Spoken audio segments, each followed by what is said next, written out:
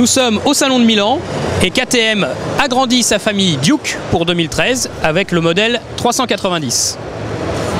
Alors la 390 Duke respecte la philosophie de la marque KTM, des motos sportives légères qui utilisent souvent des monocylindres. C'est le cas ici, mais il n'est pas hérité des autres modèles de la gamme. C'est un tout nouveau moteur, 373,2 cm3 et une puissance de 44 chevaux.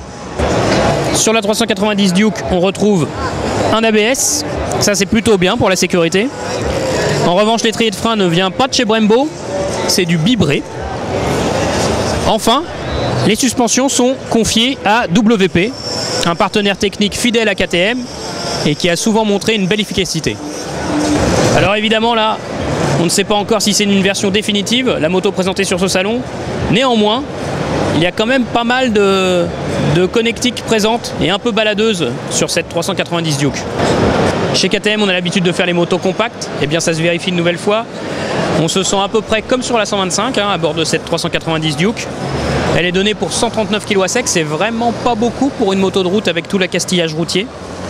Et puis la selle est à 800 mm de hauteur du sol, donc ça reste une moto qui sera sans doute assez facile d'accès pour les petits gabarits. Voilà, la nouvelle 390 Duke, c'est assurément la moto la plus stratégique pour KTM pour 2013. Pourquoi? Parce qu'elle sera homologuée en version A2, donc les jeunes permis pourront accéder à cette moto.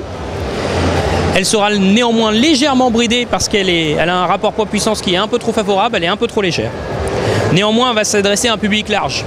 Les nouveaux permis, ceux qui reviennent faire de la moto, la jante féminine parce qu'elle est compacte.